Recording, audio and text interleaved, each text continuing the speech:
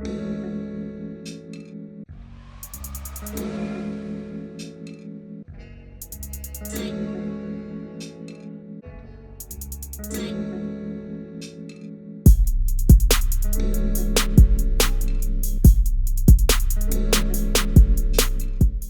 what's going on, everybody? So this is just a general information video of owning a 94 to 96 Chevy Impala. Overall, these cars are great. I love them. I am biased, but they're great in my opinion. They're worth every single problem, nick, scratch you can think of. That's just me though. But some people, with anything, get tired of something. Main things you want to be aware of is that unless you find a low mile car, you will have problems. It doesn't matter what, you will have problems. Not only that, if you do find a low mile car and they're asking, between 10 and 20 grand, depending on what the miles are, you're going to have to pay that price. That's where the market value for a very good car is right now.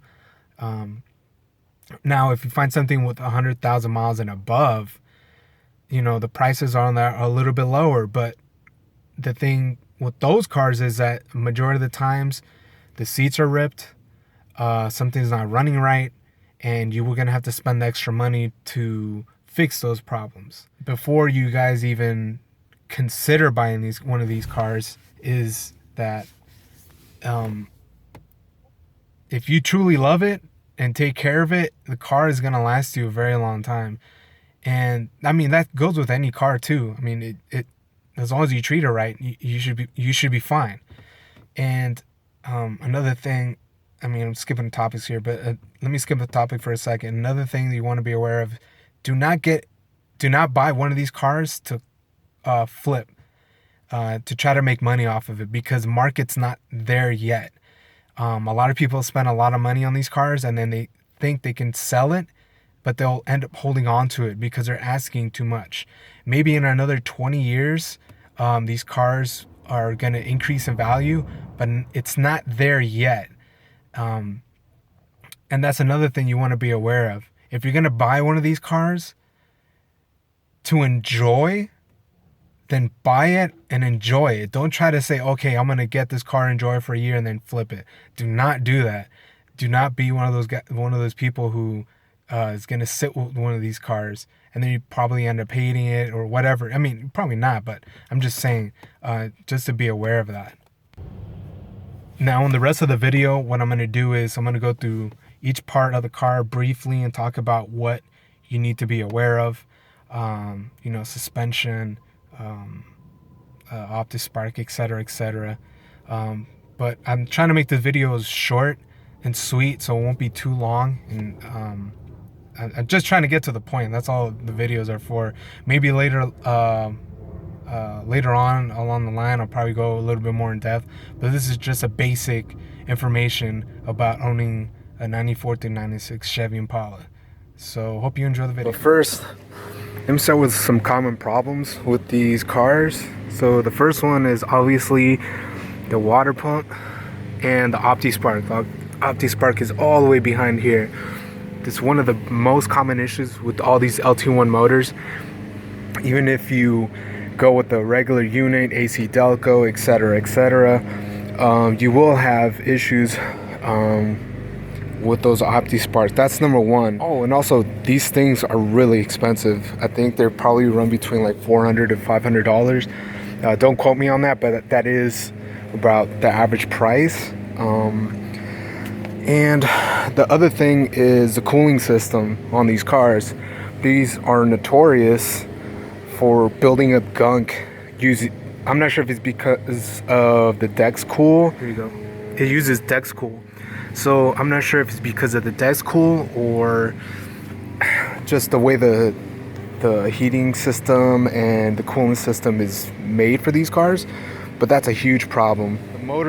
These motors leak from the oil filter, and I'm not sure if you can even see it. It's right behind the manifold. They are notorious for leaking from there, and they're also notorious leaking from behind the water pump on the OptiSpark OptiSpark, and then these two little pieces. I'm not sure what they're called, but there's a Felpro kit that you buy and you replace those. And then another problem with these cars, and these aren't necessarily problems, these are just things you want to be aware of, is bushings. If you can see, I'm not sure if you can capture it. I don't think you can. Oh, there it goes. See, bushings, body bushings. This is like a 20-year-old car, so you're gonna have to upgrade all these bushings sooner or later. And those are part of the A-arms. Those are part of the A-arms right there. See, there's a light that's coming in. See if you can see it better.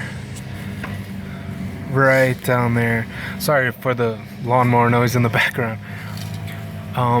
So those are the things that you really want to be taken care of. I'm going to change these out soon. I'm not sure if I'm going to go with tubular control arms or not, but that's why I haven't really changed them, because they are in pain in the butt to change out.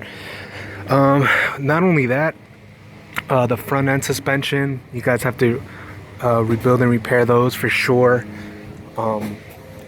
So a lot of people really abuse these cars over time, so that's another thing you want to get taken care of. Moment. So another common issue with these cars are the seats. Now, these seats are almost literally like brand new from the factory. I put a protective clear plastic on these.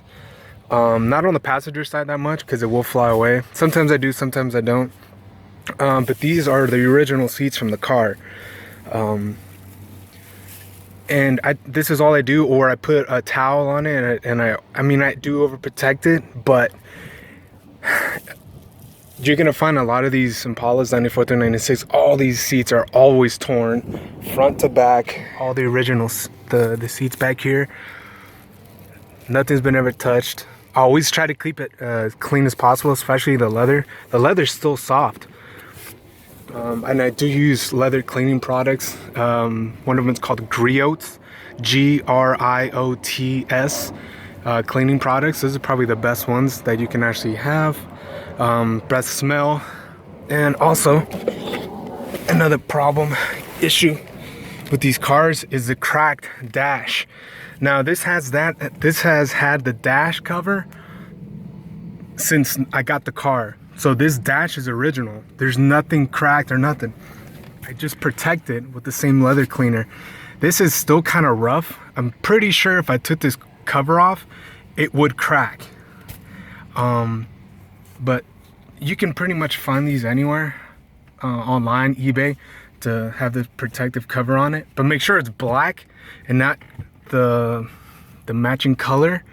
Because if you match the color, it's going to reflect from here to the window, and that's what you don't want. If you use black, it's actually going to reduce the glare from the window. And then another common issue from all the 94 to 96 Impalas is to center the rims. This has 3C Fab Racing suspension on it, and it actually centers the rims. They are online. You can find them on eBay. See if I can get a video for you guys. There you go. It is kind of dirty. It's been raining here in Northern California for a while. I forgot how much these were, but these are heavy duty. These had lasted me for about 3 years. No problems with the dry shaft. No, none of that. And these do have Eibach rear springs. And everything's been working great so far, and the rims are centered, and it does reduce the wheel hop a lot, and it does make the car handle a lot better. Alright, and another very, very common problem is paint fade. The car is kind of dirty, but these cars are notorious for having paint. This is a scratch, but they are notorious for fading on the front, and I'll go to the back. And rear bumpers. Mine are fading already. I'm gonna get these either painted or get smoothie bumpers. I'm not really sure yet, but they're notorious for fading right here. And also the trunk. These are notorious for fading a lot. And that's pretty much it on the body panel side, other than having the roof and the trunk fading, but this is fine. Been able to protect it. The hoods are notorious for damage, sun damage. I'm actually gonna get a carbon fiber hood, hopefully by next week, from a company called Phantom CF1 or C41. And hopefully that I'm gonna make another video about that soon. And the other thing about these cars is the fuel pump. So currently this has a Delphi fuel pump. I do not recommend going AC Delco on that one because I went through 2 different AC Delcos and they both blew out on me within a week. So I chose Delphi, and so far, fingers crossed, it's been working. From the factory, if you have a factory unit, this gauge is actually reads wrong. It actually will probably go all the way over here. My fat finger's in the way. But it will go almost like all the way over here. And so far the Delphi is actually pretty accurate, and it doesn't go really, I always fill it, so that's why it's kind of past the F, but it corrects it with the new Delphi sending unit, not just the actual fuel pump. I bought the entire kit,